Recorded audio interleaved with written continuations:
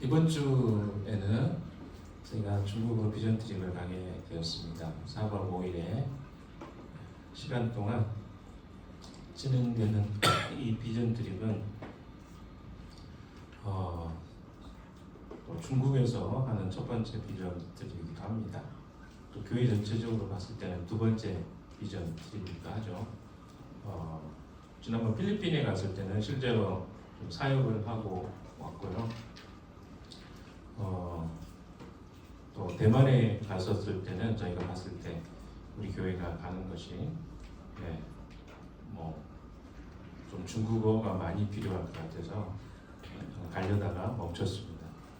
중국어를 다 잘하는 사람이 있지는 않으니까. 그리고 작년에 일본에 저희가 비전 트립을 갔다 왔고요. 그리고 올해는 이제 중국의 첫 번째 비전 트립을 가게 됩니다. 오늘 본문의 말씀을 통해서 예수님이 바라보셨던 관점과 제자들이 바라본 시각이 어떻게 일치하게 되었는지를 좀 살펴보도록 하겠습니다. 그래서 우리가 어떻게 하나님의 비전을 우리 마음에 품고 살아가게 되는지에 대해서 함께 나누는 시간이 되기를 바랍니다. 오늘 본문의 배경은 여러분이 아마 잘 아실 거라고 생각되지만 다시 한번 돌이켜 보도록 하겠습니다. 예수님의 그 공적 사역 동안 예수님은 3번 사마리아를 방문하셨습니다. 사마리아는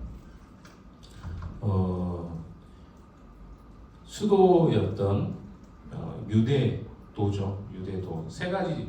우리는 8도가 있지만 유대에는 3도가 있습니다. 그렇죠? 그래서 한 도가 유대도죠. 그리고 사마리아도, 그다음에 갈릴리도 3가지 도인데 중간에 사마리아도가 있는데 이 사마리아 지역을 사람들이 기피합니다. 그 이유는 사마리아 지역의 사람들이 혼혈도 많고요. 종교가 혼합주의로 돼 있었습니다. 그 이유는 구약의 배경을 가지고 있죠. 구약의 북왕국 이스라엘이 멸망하면서 그 아수르의 포로 정책 중에 하나가 피를 섞는 정책이 있었습니다. 그래서 그 땅에 살던 사람들은 다른 지역으로 이주하고 다른 이방 사람들을 그 땅에 이주시키는 그런 현상이 있었습니다. 그리고 나서 약 600년, 700년이 흘렀으니까요. 그 지역에는 유대인들이 그렇게 싫어하는 종교 혼합주의가 발생했고 혼혈뿐만 아니라 문화도 굉장히 다른 문화를 가지고 있었습니다. 그래서 그들은 의도치 않게 의도한 것 같기도 하고 사마리아 사람들을 배척했습니다. 그런데 예수님의 공적 사역에서도 예수님이 그러시면 안 되는 거 아닌가 우리는 생각할 수 있지만 전도의 대상자들이 유대인이었기 때문에 예수님이 사마리아 땅에 간 것은 딱 3번밖에 없습니다. 그 중에 한 번이 바로 이 요한복음 4장에 나오는 사마리아 여인을 만나러 가는 장면입니다.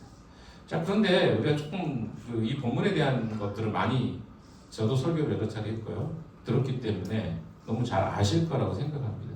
그 배경을 여러분이 안다고 생각하고 내용을 진행해 보도록 하겠습니다. 자, 이때 예수님께서 사마리아 땅에 가는 것을 제자들이 잘 알고 있었을까요? 잘 몰랐습니다. 그래서 예수님이 이 사마리아 여인을 만나러 갔을 때 정말 특이하게도 오늘 본문의 앞에 장면이죠. 여기에서는 예수님 한 분 남겨놓고 제자들이 다 어디요? 양식을 구하러 간 거예요. 그럼 한번 생각해 보세요.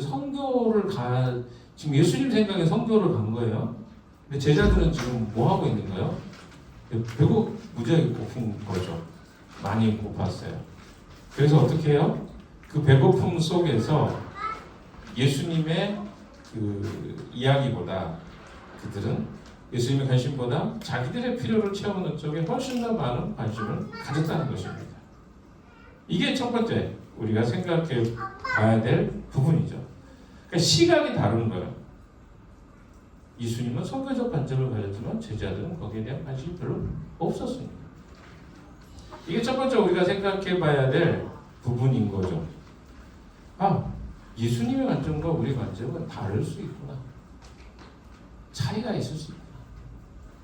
선교적 관점과 비선교적 관점. 그러니까 처음부터 예수님의 그 목적 속에서는 선교적 관점을 가졌어요. 그 제자들 왜 따라가게 했을까요? 예수님과 같은 마음을 갖게 하기 위해서 갔겠죠. 그러나 제자들은 그것을 발견하지 못했습니다. 그래서 먹을 것 찾으러 갔죠. 그리고 나서 난 다음에 하는 이야기가 무엇입니까? 누가 예수님께 먹을 것을 갖다 주었을까?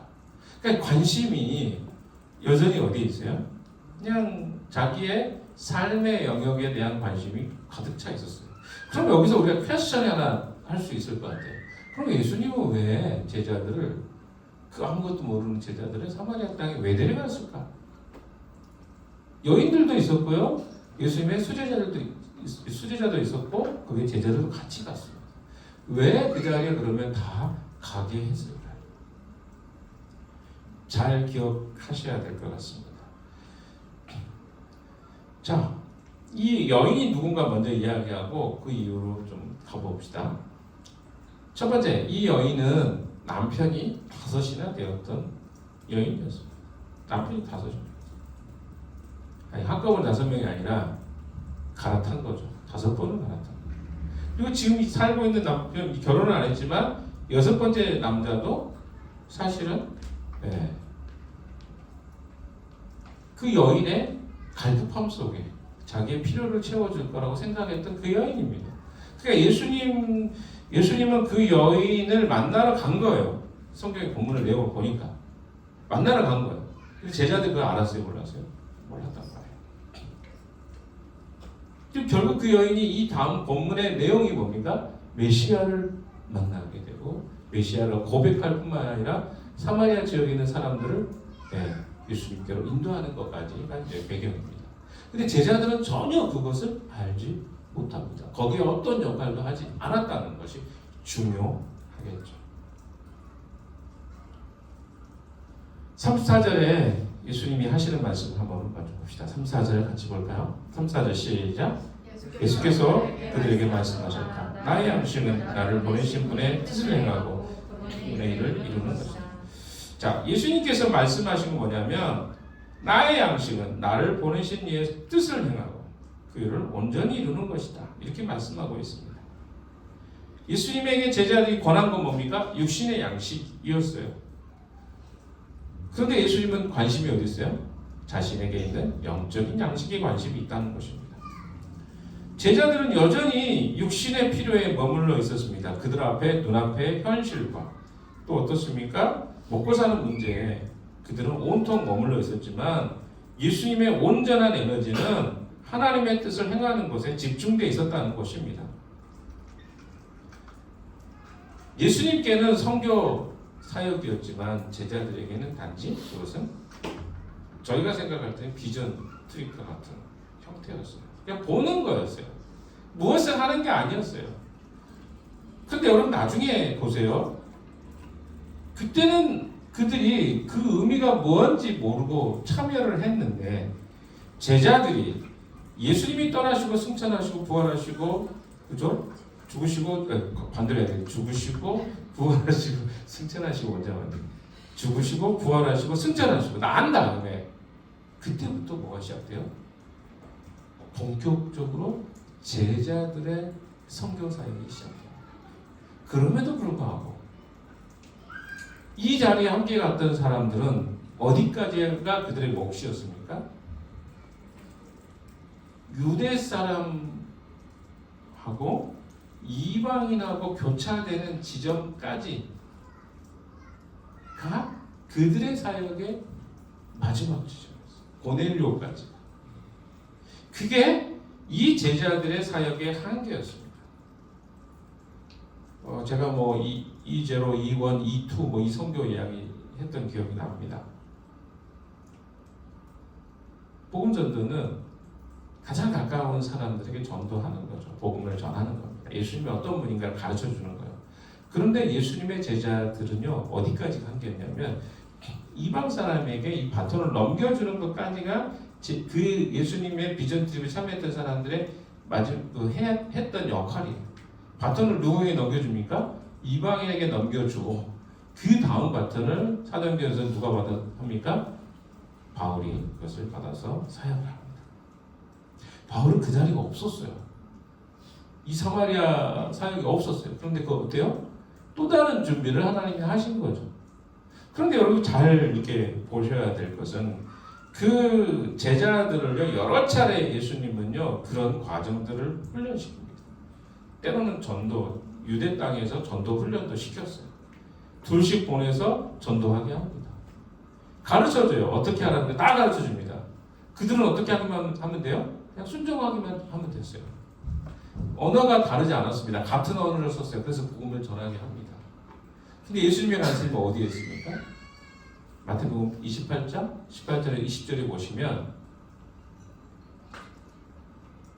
모든 나라, 모든 민족 복음이 증거되는 것을 주님이 원하십니다. 그걸 다 지워버리더라도 예수님의 관심은 나라 민족 떠나서 모두가 복음을 한 번씩은 이상은 듣기를 원하셨던 것 같아요. 예수님의 관심. 그리고 종말에 대해서 이야기할 때도 어떻게 이야기합니까? 땅 끝까지 복음이 증거되어야 주님의 재림이 있을 것이라고 말씀하고 계십니다. 그래서 우리가 이런 예수님의 선교 사역을 보면서 배울 것들이 굉장히 많이 있는 것 같아요. 예수님에게는 선교였지만 제자들에게는 저는 비전 트립이라고 생각해요. 보는 거예요. 대체 무슨 일이 일어나는가? 선교지에 어떤 일이 일어나고 있는가? 그리고 하나님은 어떤 일을 하고 계신가? 그게 저는 비전 트립이라고 생각합니다. 예수님의 제자들은요, 예수님께서 사역하실 때 실제로 예수님이 하시는 사역을 관찰하고 그리고 예수님이 어떻게 하시는지를 보는 것이 주 역할이었어요. 근데 거기에 대부대가 갑니다. 예수님의 제자들 따라갔죠. 여인들도 그 자리에 같이 갔어요. 그리고 사실 그들은 별로 좋아하지 않는 사람들의 땅을 갔어요. 어떤 땅입니까? 사마리아 땅은 그들은 굉장히 기피했던 땅이에요. 왜? 유대인들은 순수하게 자기들의 신앙의 순수성을 굉장히 중요하게 생각했던 사람들입니다. 또한 혈통도 중요하게 생각했던 것 같아요. 요한복음에 육적으로 혈통으로 구원은 이루어지지 않는다, 주어지지 않는다 이런 이야기가 나오잖아요. 그럼 혈통을 중요하게 여긴 거죠. 여러분 우리나라는 어때요? 이거 엄청 중요하잖아요. 뭐가 중요합니까? 혈통주의 중요하잖아요. 그리고 뭐가 중요합니까? 학벌주의 중요하잖아요. 아닌 것 같아도 우리나라 곳곳에 다 뿌리가 내려 있습니다. 그리고 선거 때잖아요, 지금. 선거 때 어떻게 해요? 우리끼리, 우리 동네, 우리 지역 먹히잖아요. 우리도 굉장히 거기서 자유할 수 없습니다. 근데 여기 우리는 이제 다문화가 없습니다. 다문화 성도가 없습니다만은 다문화에 있는 사람도 굉장히 많잖아요. 이제 많아졌잖아요. 인구의 굉장히 많은 부분이 다문화 사람들이 들어왔어요. 우리가 그 사람들하고 잘 문화적으로 공통점을 가지고 살아갈 수 있을까요? 쉽지 않은 문제입니다. 그래서 다문화인 사람들은 다문화 사람들끼리 모여서 예배를 드려요. 그게 익숙하니까. 근데 일반 교회에 다문화 분들이 찾아온다는 건 굉장히 어렵습니다. 이게 우리의 모습하고 유대인들하고 굉장히 유사한 모습이에요. 근데 그들이 어찌됐든 예수님이 가자고 하니까 따라 나선 거예요. 근데 그들은 그걸 몰랐을 거예요. 그것이 어떤 의미가 있었는지 잘 몰랐습니다. 그러나 그 시간들을 통해서 그들은 배우기 시작했어요. 뭘 배웠습니까? 예수님이 하시고 중요하게 여기시는 게 무엇인가를 하나하나 눈으로 볼 수 있었던 것이죠. 이게 바로 선교 사역의 첫 번째 예수님이 훈련시켰던 과정이라고 저는 생각합니다. 35절 한번 같이 읽어볼까요? 35절 시작. 너희는 넉 달이 지나야 추수 때가 된다고 하지 않느냐? 그러나 나는 너희에게 말한다. 눈을 들어서 밭을 봐. 이미 곡식이 익어서 하나의 메타포거든요. 이 메타포를 왜 쓸까요? 이 이야기를 통해서 비유와 내용들을 통해서 예수님이 말해주고 싶은 게 실제로 예수님의 그 눈에 두 가지가 있죠. 하나는 눈으로 보는 현상. 눈에 보이는 현상은 뭐였을까요? 밭을 보니까 아직 4달 정도가 지나야 추수할 그런 작물의 상태입니다. 이게 예수님이 먼저 보고 있는 상황이었어요. 그리고 그러면서 예수님 이야기는 뭐라고 합니까? 너희들이 볼 때는 눈에 보이는 이 밭을 보면 4달이 지나야 추수할 때가 이른다고 말할 것이다. 그러나 예수님 뭘 봅니까? 눈에 보이는 것 이면에 있는 이 사마리아 땅의 사람들의 상태를 보시는 거예요. 지금 이 땅에는 추수할 곳들로 가득 차 있다. 이게 영적인 관점인 거예요. 현상적인 것을 통해서 영적인 것들을 비유하면서 예수님이 메시지를 메타포를 주고 있는 것이죠. 그래서 예수님은 그들의 시각 속에 아직은 이해되지 않고 발견되지 않은 사실을 들어서 미래에 있게 될 영적 추수의 상황에 대한 너희들이 감당해야 될 일이 무엇인가에 대해서 예수님은 비유를 통해서 그들이 가르쳐 주고 싶었습니다. 그리고 실제로 예수님은 그 이야기한 사실이 조금 후에 사마리아 사람들이 예수님께 돌아오는 것을 통해서 이것이 실제인 것을 보여주십니다. 그런데 여기서 중요한 것은 제자들은 그때 어떤 역할도 하지 않았다는 거죠. 이건 다 누가 하신 일이에요? 예수님이 하신 일이에요. 제자들은 뭘 보고 있어요? 예수님이 하시는 일을 보게 되는 거예요. 35절의 말씀은요, 우리 인간의 계산과 편견을 깨트리는 말씀이라고 생각합니다. 저희가 비전 트립을 가는 이유가 저는 이렇다고 생각해요. 제 이야기 좀 먼저 할까요? 저는 제가 처음으로 중국에 가게 됐던 적이 99년도에 처음 왔습니다. 저희 해외 나가는 것은 95년도에 처음 해외를 나가게 됐고요. 근데 그때 당시는 95년도면요, 일단 그 해외 나가는 게 쉽지 않았습니다. 여권 만들기도 사실 쉽지 않았고요. 특별히 군대 안 갔다 온 친구들은 여권 만들기 굉장히 어려웠습니다. 군대를 안 갈 목적으로 밖에 나간다고 생각을 했던 것 같아요. 단수 비자만 주고 막 이런 복잡한 문제가 있었습니다. 근데 한번 저 생각해 보세요. 그 시기에 저에게 처음 경험으로 밖에 나갔어요. 근데 그게 뭐 저에게 어떤 인생에 어떤 의미가 있을까 생각을 처음 했었어요. 95년도에 처음 갔는데, 그리고 96년도에 또 갔습니다. 그때는 제 아내를 만났습니다. 선교하러 갔는데 배우자를 만나게 된 놀라운 일이 있었죠. 그리고 99년에 이제 중국에 제가 처음 갔는데요. 벌써 거의 한 27년 전입니다. 근데 그때 그냥 저는 두 가지 마음이 있었어요. 선교사님 보고 싶다. 이거는 저의 명분이었던 것 같습니다. 근데 하나는 뭐냐면 중국에 가보고 싶다. 이것도 있었어요. 어떤 곳인가. 실제로 제가 갔던 곳이 세 군데 도시, 한 서너 군데 도시가 있는데 그 중에 하나가 성도.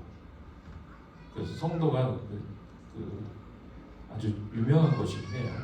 그리고 또 중경, 그 다음에 귀주, 귀양입니다. 귀주가 성인지 귀양이 성인지 헷갈리네요. 아무튼 귀양이 시 같아요. 근데 이곳에 갔는데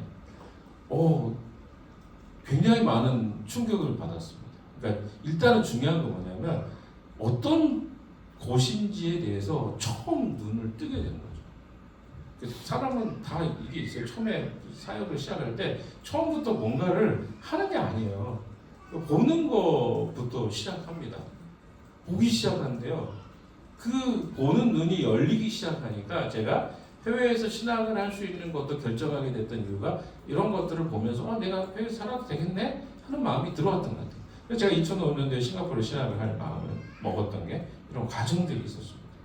갑자기 너 신학을 해외에서 이런 생각이 든 게 아니라 밖에서 살아보는 것도 괜찮네.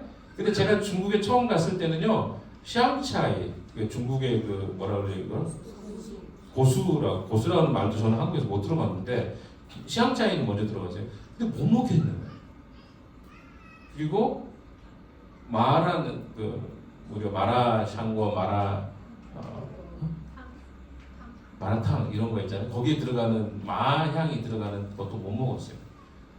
왜냐하면 너무 강한 거예요. 제가 한 번도 밖에 나가본 적도 없고 이런 음식 먹을 때 너무나 고통스러웠어요. 거기다가 내가 필리핀에 또 갔는데 필리핀 향신료가 엄청 겉으로는 너무 맛있어 보이는데 하나도 못 먹었어요. 이만큼 사가지고 다 버렸어요. 내가 그런 어떤 문화를 접해본 적이 없기 때문에 거기서 오는 굉장히 거부감이 저에게 굉장히 많았던 것을 보게 됩니다. 그런데 제가 하나씩 되짚어 봤어요. 내가 어떻게 다른 사람들과 다른 문화와 다른 민족에 대한 이해를 갖게 됐을까? 여기에 내가 조금씩 노출되는 과정을 통해서 저 사람들도 나랑 똑같은 삶을 사네. 문화가 다르고 언어가 다른 것 뿐이네 라고 하는 것들을 제가 가지 않았으면 어떻게 발견했겠어요. 그게 벌써 처음 시작을 했던 게 30년도 넘은 전입니다. 그리고 나서 단기 선교나 이런 것들을 수도 없이 다녔죠. 그러면서 제가 2009년도에 선교사로 가기까지의 과정과 여정이 이런 정탐, 특별히 제가 2003년도에 중국에 다시 갔어요. 처음으로 갔던 게 99년도인데 2003년도에 처음 갔거든요. 근데 그때 제가 느꼈던 게 뭐냐면 처음에는 비전 드림이었는데 나중에는요, 제가 이 땅을 위해서 선교하는 것이 하나님 맞을까요? 라는 그런 질문을 가지고 그 땅에 갔습니다. 뭐를 이렇게 제가 이거를 좀 넣어봤습니다. 제가 스타크래프트에 이게 뭐냐면 옵저버가 하는 역할이 제가 여러 차례 이야기드렸죠. 게임을 아시면 이게 이해가 될 겁니다. 원래 스타크래프트 하면 자기 땅만 보여요.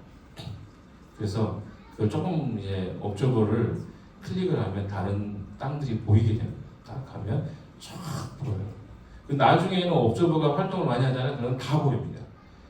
그래서 다른 영역들을 공격도 하고 하잖아요. 똑같습니다.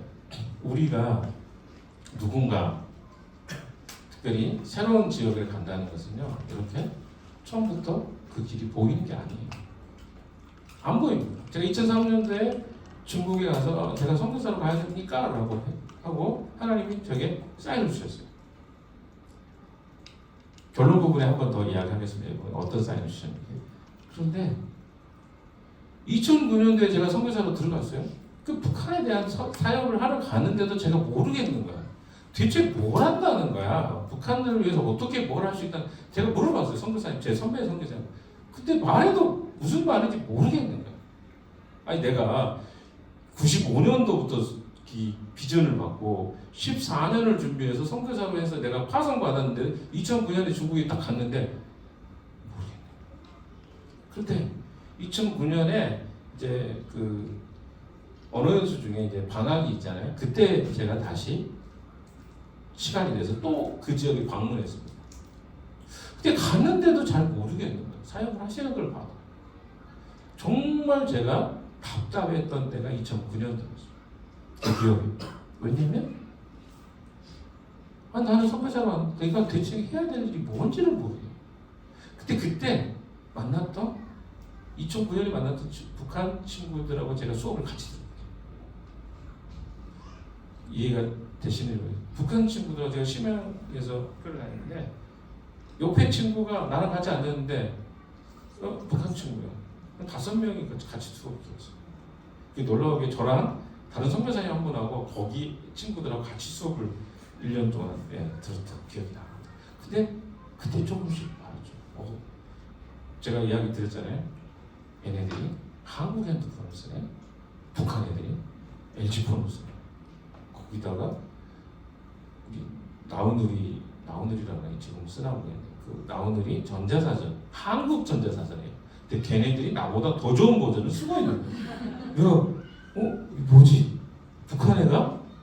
이런 느낌을 받은 거죠. 그러니까 막 이런 것들을 이제 차분히 가서 보고 이야기 나누면서 나중에는 여기 같이 그 학교 다녔던 분하고 개인적으로 식사도 같이 했어요. 북한 분. 그러면서 그분이 유학 왔다는 이 남편이 동북 사범대에서 남편이 89년대에 유학을 했었다. 뭐 이런 이야기도 듣고 이 사람은 김제공대를 다녔던 사람. 막 이런 이야기를 제가 만나면서 듣고 그러면서 하나씩 마치 옵저버가 그 땅을 관찰하듯이 이렇게 알아가고 제가 나중에 10년 사역을 하고 나니까 이제는 알겠는 거예요. 북한이 이렇게 사역이 진행되는지 오래 걸렸어요. 근데 여러분, 근데 그 시작점이 뭐였다가 첫 시작은 보는 것부터 시작했어요. 그래서 우리가 되게 시간을 많이 투자하고 돈도 많이 투자하는 것에 대해서 여러분 안에 불편함이 있을 수 있다고 생각합니다. 그리고 당장 뭐가 발견되지 않을 수도 있을 것 같아요. 대체 뭐 하는 거지? 라고 생각할지 모르겠습니다. 근데 놀라운 일이 뭔지 아십니까? 제가 사역을 쭉 돌아보니까 이때 오고 관찰하고 참여했던 사람들이 전부 다 뭐 하는지 아십니까? 그쪽 관련된 일을 하고 있는 걸 보게 돼요. 제가 우연히 우리 선교사님과 이야기를 하다 보니까 제가 스팅터 사역을 할 때 있었던 친구가 거기 또 스텝으로 와서 이렇게 선교사로 파송돼서 나중에 우리 보게 될 것 같아요. 우리를 배웅하러. 깜짝 놀랐어요. 우리 예정이 잘 알고 같이 놀았어요. 그때 생각해보세요.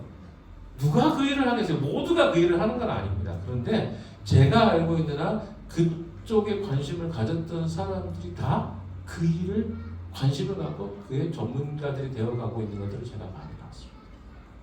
우리 교회도 보십시오. 그런 비전을 가지고 1년 동안 저랑 사역했던 친구들이 많아요. 여러 명입니다.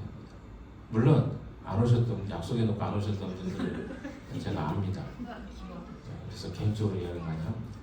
너 안 왔잖아 약속해놓고 뭐 이렇게 이야기 하는데 그때 생각해보세요. 결국은 하나님 돌고 돌아서 다시 그쪽에 관심을 갖게 하시죠. 왜냐하면 우리는 그런 비전과 그런 꿈속에서 만났기 때문에 우리가 초창기에는 우리가 그쪽에 관심을 안 가졌지만 다시 돌고 돌아서 어때요? 우리가 제자 훈련하는 데 관심을 많이 가졌죠. 그러나 이제 제자 훈련이 어느 정도 됐다고 생각하니까 성교회 같은 비전을 꾸고 꿈꿨던 것들을 하게 됩니다. 제가 실시 활동을 했기 때문에 또 선교사님들한테 되고 또 제가 북한 선교 사역을 했기 때문에 북한 선교에 자연스럽게 연결되는 게 당연한 거 아닌가요? 자연스러운 거예요. 그래서 우리 중에는 그런데 보시면 아직 한 번도 그런 것들을 해본 적도 없고 경험이 없는 분들도 되게 많아요. 그래서 우리 교회가 전체 시작할 때는 다시 처음부터 스텝을 밟는 거죠. 왜냐하면 모두가 다 중국에 1년씩 저랑 있었으면 얼마나 편하겠어요.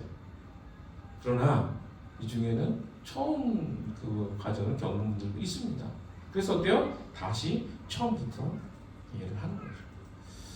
그래서 이 비전들이 35년에 나와 있는 이것들은요, 내가 가진 선입견과 좁은 시선을 교정해서 하나님이 지금 일하고 계시는 영적 현실을 똑똑히 먹여가는 시선 교정 훈련이라고 저는 생각합니다.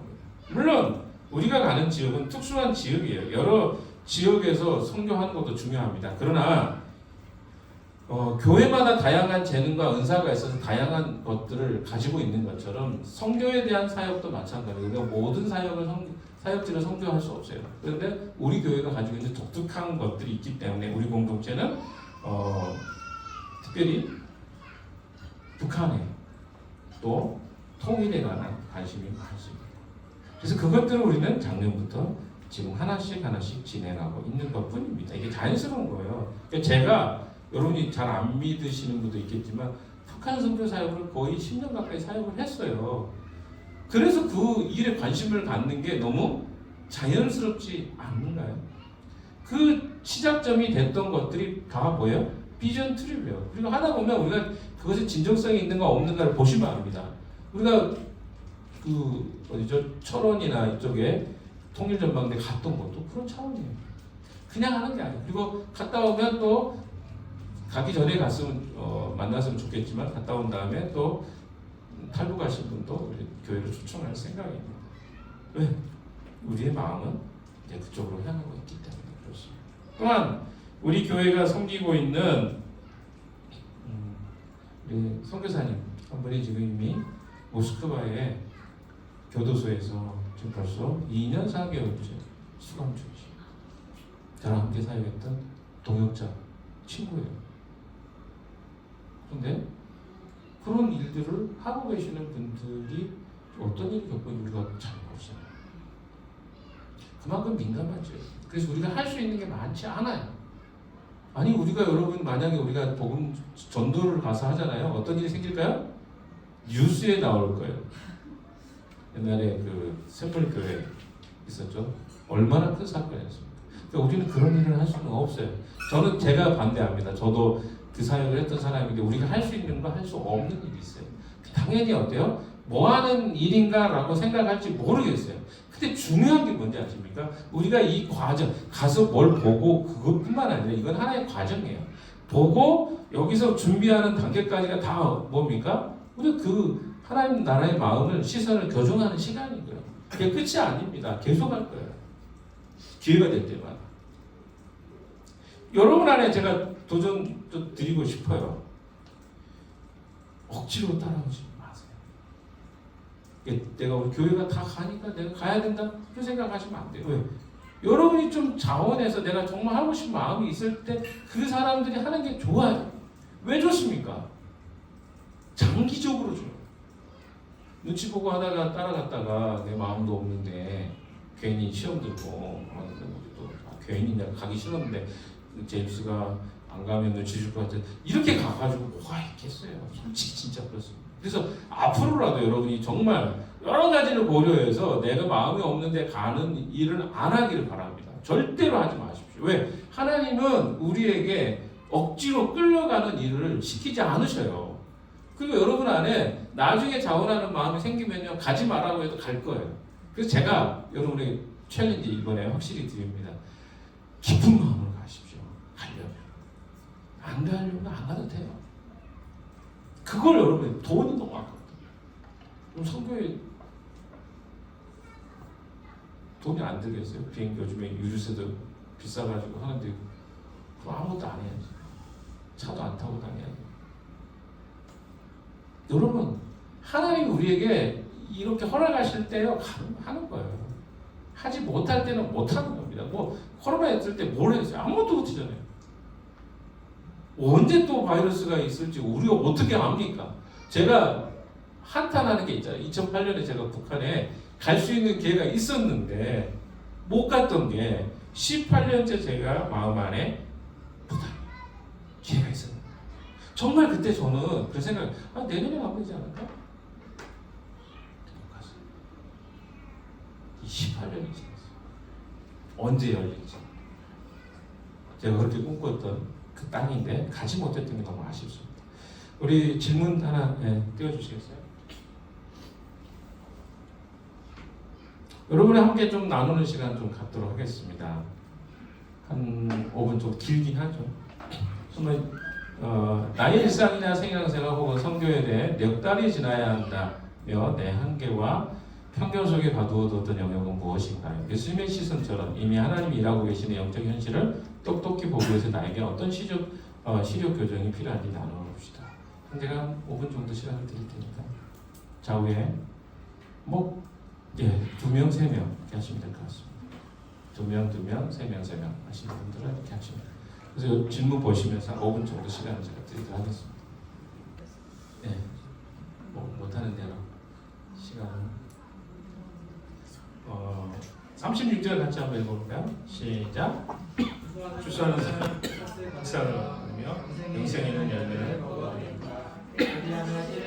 사람과 추수하는 사람이 함께 농사에서는요 뿌리는 시기와 거두는 시기가 엄격히 분리되어 있습니다. 그러나 영적 추수에서는 그 역사가 동시에 일어나기도 합니다. 무슨 이야기냐면 농사에서는 씨를 뿌리고 시간이 기다려야 하면 어떻게 해요? 네, 싹이 나고 열매를 거두죠. 그러나 영적 추수 현장은 차이가 있는데 왜냐하면 이미 누군가가 복음의 씨를 뿌려놓은 것이 이미 열매를 거두는 것을 낯을 기다리고 있을 수 있다는 거죠. 영적 추수 현장에서. 그리고 지금 씨를 뿌려야 되기도 하고 이 두 가지가 동시에 발생하기도 한다는 것입니다. 그래서 사마리아 사람들의 마을에 이미 복음의 씨앗이 뿌려진 것을 이제 거둘 때가 되었던 것을 예수님이 알았기 때문에 그 자리에 가신 것이죠. 영적 풍년이 이미 이루어졌다는 걸 예수님이 보셨습니다. 우리가 볼 때 뭐 필리핀에 우리가 갔을 때죠. 우리 깜짝 놀랐죠. 우리 아무것도 안 했잖아요. 근데 어때요? 막 오라고 그냥 이야기밖에 안 했는데 사람들이 어마무시하게 오잖아요. 그러니까 그런 곳이 있어요. 그러나 아무리 불러도 한 사람도 오지 않는 것도 있습니다. 제가 북한 선교 사역을 했을 때 가장 어려웠던 것 중에 하나가 뭐냐면 사역복을 하잖아요. 저희는 이제 그 선교단체였으니까 사역복을 하면 그 각 대륙에서 같이 모여요. 대륙에서 모이기도 하고 각 국가에서 모여요. 저는 NK 북한 사역의 캠퍼스 팀을 담당했던 사람이었으니까 매번 갔어요. 한국에서도 이게 그 캠퍼스 담당자 동급입니다. 이야기하다 보면 우리가 뭐라고 했는지 아니 북한이 무슨 캠퍼스 사역을 어떻게 할 수 있겠어요? 연변대 사역 그때 이제 미래를 위해서 뿌리는 사역을 하는 거예요. 그러니까 자랑할 게 없는 거야. 너희들 맨날 이렇게 미래에 무슨 일이 일어날 것만 이야기를 하냐? 라고 할 때 굉장히 상심되더라고요. 왜 그럴까요? 아니 복음이 전해질 수 있는 곳에서 당연히 복음을 전하는 게 어렵지 않습니다. 그런데 아직 복음이 전해지지 않고 들어가기도 어려운 나라에 어떻게 똑같은 기준을 가지고 이야기할 수 있겠어요? 불가능해요. 특별히 북한 지역에는요 복음을 전하는 거의 핍박도 너무 강하고. 근데 그 사역을 하는 사람이 일반 사역을 하는 사람하고 똑같을 수가 없어요. 그러니까 여러분이 어떤 기대치가 있을 수는 있어요. 아 선교는 이렇게 하는 거 아니야? 근데 제가 여러분에게 도전을 가르쳐 드리고 싶은 것은 제가 선교사로 살았는데 여러분 저에게 선교 이렇게 하는 거 아니에요? 이렇게 가르치실 내용은 아니잖아요. 저는 실제로 살았고 그런 시간들을 보내고 온 사람에게 저에게 이렇게 이야기한다면 제가 되게 웃기지 않겠어요? 그래서 여러분들이 잘 생각해 보세요. 그런 마음이 없는 게 아니라 선교지가 오픈되어 있는 곳이 있습니다. 하나님이 이미 그 땅에는 충분하게 환경과 상황들 속에 선교사들도 많이 보냈고 수많은 시간들 동안 뿌렸던 열매들이 거두어지는 시기가 있어요. 근데 그 시기를 헷갈려서 왜 우리는 눈에 보이는 열매를 거둘 수 있는 것을 안 하고 눈에 안 보이는 그런 일을 합니까? 라고 한다면 그럼 저는 물어보고 싶어요. 모두가 제가 그 이야기를 들어서 선교지에 갈 때 대부분의 선교사들이 어디에 포커스가 맞춰져 있냐면 이미 오픈되어 있는 사역의 90%의 선교사가 사역을 하고 있습니다. 오픈되지 않는 곳에 사역하고 있는 사람이 딱 10%밖에 안 돼요. 왜 사람들이 그렇게 사역을 할까요? 사람들에게 보여지기 위해서. 그럼 반대로 이야기해 봅시다. 주님은 어디에 관심이 있을까요? 아직 복음이 들어가지 않은 것에 관심이 있죠. 그런데 선교사가 10,000명이라고 한다면 9,000명의 사람들은 이미 열려져 있는 선교지에 사역을 하고 있습니다. 오직 1,000명의 선교사만 어디로? 아직 문이 열리지 않은 나라를 위해서 사역을 하고 있습니다. 수고는 똑같이 하죠. 시간은 똑같이 보내요. 누가 더 위대하다, 누가 더 낫다, 이걸 어떻게 비교할 수 있겠어요? 열매가 많은 선교사는 사람들에게 응원도 받고 칭찬도 받습니다. 저도 선교 편지를 보낼 때 가장 힘들었던 게 뭐냐면 내가 뭘 하고 있는가를 자꾸 설명해야 되는데 우리 선교지에 있는 지금 우리 조영경 선교사님 같은 경우가 아마 저는 그럴 거라고 생각합니다. 제가 알아요. 친구기도 하고 늘 그런 부담이 있는 거예요. 내가 하고 있는 사역이 어떤 의미가 있을까? 근데 지금은요 거기에 버티고 있는 것만 해도 저는 큰일이라고 생각해요. 그렇지 않았으면 제가 이번에 비전 트립 가자는 말을 안 했어요. 지금은요, 정말 거기에 누군가가 그냥 살고 있는 자체도 의미가 있는 거예요. 여러분이 그 의미를 저보다 더 잘 이해할 수 있겠어요? 근데 진짜로 저는 그렇게 생각합니다. 제가 살았던 사람은 제가 또 북한 분들하고 많이 만나기도 하고 그분들에게 복음을 전하게 됐습니다. 그렇지만 지금 현재 상황에서는요, 대부분의 북한 선교사들이 다 나왔어요. 없어요. 할 수도 없습니다. 왜? 다 감시 체제가 돼 있으니까 만약에 그런 일을 하자면 예전에 제가 있을 때보다 훨씬 더 어렵습니다. 그럼 여러분 선교사님이 잡혀야만 그러면 선교를 잘하는 건가요? 아니라고 저는 생각해요. 할 수 있는 범위에서 하는 거죠. 그래서 우리가 이번에 가는 것은요, 그런 의미에서 하나님이 하고 계신 일을 우리는 보러 가요. 그런데 그것에 대해서 근데 이렇게 생각할 수 있어요. 아니 근데 보러 가는데 뭐 여행도 하고 이렇게 합니까?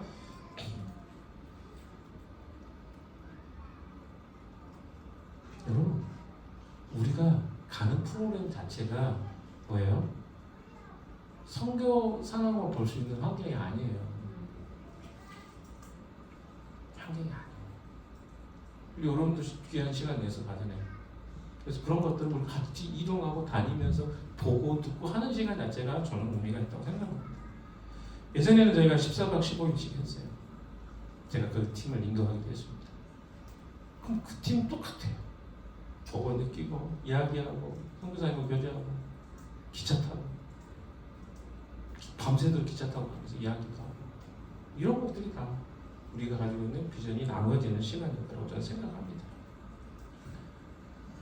37절, 38절 읽고 마무리 좀 하겠습니다. 37절, 38절입니다. 같이 읽어봅시다. 시작. 그러므로 한 사람은 거둔다는 말이 옳다. 나는 너희를 보내서 너희가 수고하지 않을 것을 거두게 하였다. 수고는 남들의 일인데 너희는 그들의 수고의 결실에 참여하게 된 것이다. 네, 선교지에서요, 거두는 것은요 은혜입니다. 그 사람이 되게 잘나서 하는 것 같지만 그것은 하나의 결과물들을 우리가 은혜로 수여받은 것에 불과해요. 이 관점이 선교 사역에 굉장히 중요합니다. 근데 잘못하는 건 무슨 생각을 하냐면 내가 잘했기 때문에 이 사역의 열매가 이렇게 많아. 어떻게 사역의 열매를 우리가 잘했기 때문이라고 말할 수 있겠습니까? 영적인 추수의 열매는 하나님이 허락해 주시고, 그리고 어떤 사람은 맨 뿌리기만 해야 되는 사람이 있어요. 우리 주일학교 교사들이 그런 사람들 아닙니까? 솔직히. 아니 주일학교 여러분 교사들 지금 하는데 하는 일이 뭐예요? 초보 뿌리는 일이에요. 그래서 이런 생각할 거예요. 내가 지금 뭐 하고 있나? 우리는 늘 뭔가 결과를 지지 않으면 그런 생각을 하게 돼요. 그러나 뿌린 것이 없이 어떻게 그 한 영혼이 주님께 돌아오는 일이 일어나겠냐는 거예요. 그러니까 여러분 모든 것은 다 과정이 있습니다. 제가 오늘 주제는 뭐라고 했어요? 과정을 통해서는 네. 배우는 하나님의 비전. 네, 과정을 통해 배우는 하나님의 비전. 이렇게 제가 뭐 여러 가지 제가 과정을 통해 배우는 하나님의 비전 이렇게 했죠. 과정을 통해 과정이에요. 그러니까 과정이라는 뭐냐면 내가 지금 가는 것이 어디 과정이냐는 거예요. 열매를 거두는 것을 누구나 다 보고 싶죠. 근데 어떻게 주일학교 아이들에게 20년, 30년이 지나서 열매를 얻을 아이들도 있고 몇 년이 지나서 얻을 아이들도 있지. 내가 복음을 전해가지고 당장 변화되고 얼마나 좋겠어요. 근데 그 아이들이 성장하는 과정 동안 얼마나 많은 아픔이 있었고 또 상처가 있었겠어요. 근데 그거 쌍그리 무시하고 내가 오늘 잠깐 놀아줬다는 것으로 이 아이가 변화되기를 기대한다는 그 웃기는 생각을 어떻게 여러분 합니까? 그건 불가능하다는 거예요. 우리는 다만 우리 일을 하는 거예요. 그리고 그 사람에게 복음이 자라서 열매를 거둔 날이 반드시 올 건데 그 중요한 핵심 역할은 우리가 협력해서 하는 거예요. 나중에 여러분이요 복음을 듣게 되잖아요. 다 누구예요? 함께 협력해서 복음을 듣게 돼요. 제가 초등학교 때 들었던 누군가 이름도 모르는 분이 와서 전해줬던. 저는 뭔지도 몰랐어요. 근데 기억은 나요. 황금 색깔, 검은 색깔. 근데 그게 제가 초등학교 1학년, 2학년 때였어요. 의미도 몰랐어요. 그리고 중학교 때 내가 성경을 통해서 성경 공부 시간을 통해서 들었던 이야기들. 왠 졸았지만 정말 그렇습니다. 그리고 시간이 지나서 제가 고등학교 때 예수님 만났는데 그때 내가 예수님 만나게 된 것이 그냥 어떤 한 사건, 그때 있었던 이벤트 때문에 된 게 아니라 뿌려졌던 것들이 열매를 거두는 순간이 온 거죠. 그걸 어떻게 한 순간이라고 할 수 있겠냐는 거예요. 마찬가지입니다. 선교 사역도 똑같아요. 뿌려지는 시간이 있는 거예요. 지금 누군가가 복음이 전해졌기 때문에 북한 사람들이 복음을 듣고 하나님께 돌아옵니다.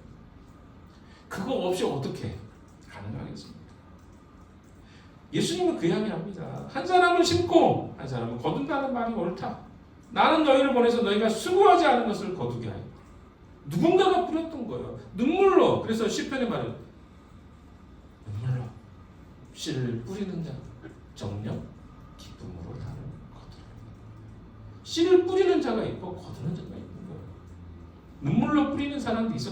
구약의 선지자들, 세례요한, 그리고 수많은 사마리아 땅에서 복음을 전했던 사람들의 수고 때문에 그때 열매를 거두게 되었다는 것입니다. 우리의 비전 트립은 단번에 다녀와서 끝나는 여행이 아닙니다. 여기에 있는 사람들이 모두 자비랑으로 갔다 온 사람도 있고요. 단기 선교를 갔다 온 사람도 있습니다. 그러나 처음으로 이번에 가는 사람도 있는 거예요. 어떻게 모두가 다 똑같겠어요? 그럼 기준을 어디다 대야 돼요? 처음 가는 사람은 기준을 해야지. 이미 갔다 온 사람? 그 사람들이 우습죠. 이미 갔다 왔는데 내가 왜 가야 되나? 그러나 우리는 교회 공동체와 함께 이 비전을 꾸고 가는 거예요. 그럼 제 중심으로 가냐고 우리 해야 될 게 별로 없어요. 갈 필요도 없어요. 그러나 비전을 함께 꾸고 함께 공동체가 이 일을 하려면 어떻게 해요? 그런 것들을 같이 마음을 함께 하는 거죠. 아직 그런 마음이 생기지 않을 수도 있어요. 나중에 해도 상관없어요. 중요한 거 어때요? 우리가 그 작업들을 하나씩 하게 될 거라는 것을 미리 말씀드립니다. 여러분들이 뭘 하지 않는 것에 대한 부담이 있는 것 같아요. 근데 부담을 가질 필요는 없습니다. 왜 없는지 아세요? 하나님이 우리에게 마음을 주실 때 여러분이 액션하면 돼요. 모든 일은 그렇게 됩니다. 근데 내가 없는데 억지로 그걸 하잖아요. 오히려 그게 더 장기적으로 봤을 때는 안 좋아요. 차라리 내가 솔직하게 이번에는 내 마음이 없습니다. 안 하는 게 그래야 그 마음으로 가잖아요. 그럼 어떻게 될까요? 자꾸 나는 하기 싫은데 누구 때문에 와가지고 별로 의미도 없고 막 이렇게 되면 간 사람 모두가 다 힘들어요. 근데 어때요? 같은 마음으로 적어도 내가 가고 싶은 마음이 가잖아요. 그럼 거기서 간 사람들은 가고 싶었기 때문에 보고 싶었기 때문에 시간들이 다 의미가 있어요. 저는 그랬어요. 그래서 간절히 제가 2003년도에 그 모집을 했는데 마감이 됐어요. 근데 제가 강력하게 요구했어요. 저 꼭 데려가 주십시오. 저 이번에 안 가면 안 됩니다. 사정을 했어요. 그런 마음으로 갔을 때 어땠을 것 같아요? 다르죠. 결론입니다. 제 이야기 방금 제가 갔을 때 2003년도에 왜 갔냐면요. 제가 스토리를 다시 한번 이야기하고 95년도에 제가 선교사의 비전을 받았습니다.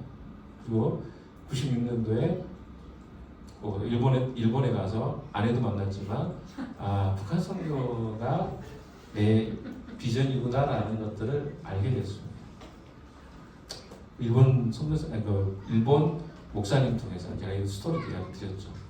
감동이 됐어요. 그래서 내가 북한 선교를 해야 되겠다 생각하고 내가 근데 이제 98년도에 신학을 준비를 할까?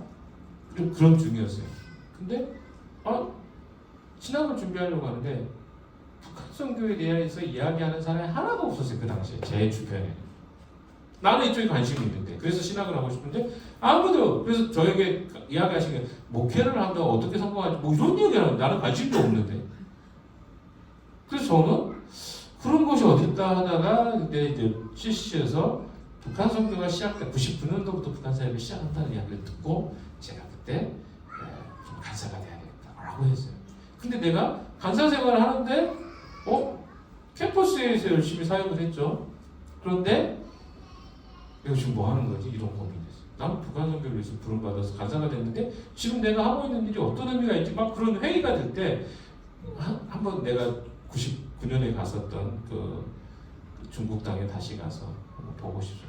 나는 꼭 한번 가야 되겠습니다. 그런 마음으로 지원을 하게 됐어요. 마감이 됐다는 거 몰랐어요. 늦게 알았죠. 제가 진짜 제 인생 저 그런 사람 아니거든요. 이게 마감되는데 막 억지로 하고 뭐 이런 사람 아닌데 너무 간절해가지고 본부에 전화를 했어요. 저 이번에 꼭 가야 되는데 죄송한데 이번에 저 가고 싶다. 너무 가고 싶다. 저 가게 해달라고. 그래서 가게 됐습니다. 2003년도에 그렇게 해서 갔죠. 그리고 아직도 기억이 나요. 벌써 23년 전이잖아요. 23년 전인데 뭘 했냐면 제가 조선족 교회에 가서 그때 그 교회가 훈춘에 있는 교회인데 너무 조선족 사역자 그 조선족들 중에서 북한에서 오시는 분들 다 많이 돕는 교회였고 또 조선족들이 많이 있는 교회였는데 거기 가서 제가 LTC 강의를 했어요. 며칠씩 했어요. 근데 깜짝 놀랐어요. 정말 많은 사람이 오더라고요. 제가 지금도 기억납니다. 꽉 찼어요. 이렇게 여기가 이 공간이 가면 여기에 사람들이 꽉 모르겠어요. 그 자리가 제 머릿속으로 기억나는 숫자가 이렇게 한 100여 명 될 것 같아요. 굉장히 많이 왔습니다. 근데 LTC들 LTC 뭐 다니시는 걸 알잖아요. 근데 그 내용을 제가 얼마나 열정적으로 근데 그러면서 제가 그때 또 제가 개인적으로 부탁을 요청을 드렸어요. 거기 교회에 제가 북한 선교에 대한 그런 비전을 꾸고 있는데 저기 한번 끊어진 여기에 끊어진 다리가 아니라 가장 북한과 가까운 곳에 좀 저를 좀 데려다 주십시오. 저 너무 보고 싶다. 그랬는데 훈춘에 그 끊어진 다리가 있는 쪽으로 저를 데려다 줬어요. 그래서 혼자 제가 그 다리에 올라갔습니다. 끊어졌더라고요. 여기하고 근데 거기 옆에 북한군 초소가 있고 그리고 저는 여기서 이제 중간에서 그 땅을 바라보면서 기도하는 시간을 가졌습니다. 근데 그때 제가 보게 된 게 뭐냐면 하나님이 저는 뭐 계시나 환상 이런 거 본 건 아니고 제 안에 감동이 됐던 건 뭐냐면 딱 북한의 산하고 중국의 산을 딱 동시에 볼 수 있었어요. 북한의 산은 완전 민둥산이고 중국 산은 완전히 푸르른 산이었어요. 저에게 이 땅은 상태를 하나님이 보여주시면서 여기에 이 사람을 위해서 사역할 사람이 필요하다는 감동을 저에게 굉장히 강하게 주셨습니다. 긴 시간 동안 그 준비와 과정들을 했기 때문에 가고 싶은 그 갈망이 있었기 때문에 거기서 감동이 왔던 것 같아요. 그리고 그때 결심했어요. 이쪽 사역을 해야 되겠다. 그 2003년입니다. 그리고 2009년에 제가 선교사를 가게 된 거죠. 긴 여정입니다. 우리가 생각할 때는 단순한 여정인 것 같지만 준비된 사람들은 그것을 통해서도 하나님의 마음을 움직이기도 하는 거죠. 모든 시작은 시작점에 있는 거예요. 그 시작점에 서가지고 결말을 보려고 생각하지 마십시오. 제가 계속 이야기했죠. 가서도 잘 모르겠더라고요. 뭘 여러분 이번에 가가지고 엄청난 걸 볼 것 같죠. 그렇지 않습니까? 그러나 여러분 거기에 잠잠하게 하나님이 일하시는 것들이 어떤 것들이 있는지 느끼실 수 있을 거라고 저는 생각해요. 보지 못해도 상관없으면 다음 스텝이 또 있어요. 과정이 있습니다. 예전에 우리 지체들 중에 단기선교 왔던 지체들이 있어요. 우리 창호도 왔었고, 그렇죠? 기억이 납니다. 제가 시험냐고 뭐 그때 사귀고 있을 때 가지고 뭐 여러 가지 일도 있었다고 얘기했는데 우리 지체들이 많이 왔었어요. 그렇죠? 그리고 화경이도 왔다가 약속에도 안 하고 이렇게 했어요. 단모 장면도 있었는데 그래도 이번에 또 하나님이 우리에게 다시 그것을 보게 하실 것 같습니다. 그런 마음으로 과정 속에 하나님 일하시는 것을 경험했으면 좋겠고요. 이번에 가지 못하시면 괜찮습니다. 왜? 마음이 나중에 될 때 가시면 돼요. 우리는 계속 그 방향으로 갈 거기 때문에 공동체 갈 때 그때 여러분 마음이 움직여서 하면 돼요. 그래서 자꾸 억지로나 부담으로 하지 말고 기쁘게 하시면 좋을 것 같아요. 이번에 가실 분들 중에서도 마음이 이렇게 잘 정리하십시오. 그래서 가서 내가 괜히 왔다 이렇게 하시지 마시고 마음을 잘 단돌이 하셔가지고 의미 있는 시간들 될 수 있기를 바라고요. 다음 주에 우리 여기 예배 안 드립니다. 여기 오시면 안 돼요. 혹시 주변에 참석 못하신 분 중에 오시면 안 되니까 잘 이야기해 주시기 바라고요. 다음 주만 저희가 한 주씩 했습니다. 그리고 저희는 중국에서 또 열심히 또 그 사역지를 돌아보는 시간들 하려고 합니다. 여러분 함께 기도해 주시고 과정을 통해서 하나님이 일하신다는 것을 기억하시고 내가 어디에 있는지 기억하시고 뭐 아주 첫 단계, 초보 단계에 있을 수 있고 어느 사람은 조금 중간 정도 단계에 있을 수 있습니다. 근데 그것이 하나님의 공동체 이끌어 가시는 한 과정에 있다는 것을 기억하시고 여러분이 거기에 함께 동참하는 여러분 되시기를 주님의 이름으로 축원합니다. 기도하겠습니다. 하나님 우리에게 과정을 통해 일하시는 주님을 보게 해 주시옵소서. 그래서 지금 우리가 걷는 이 걸음들이 조금은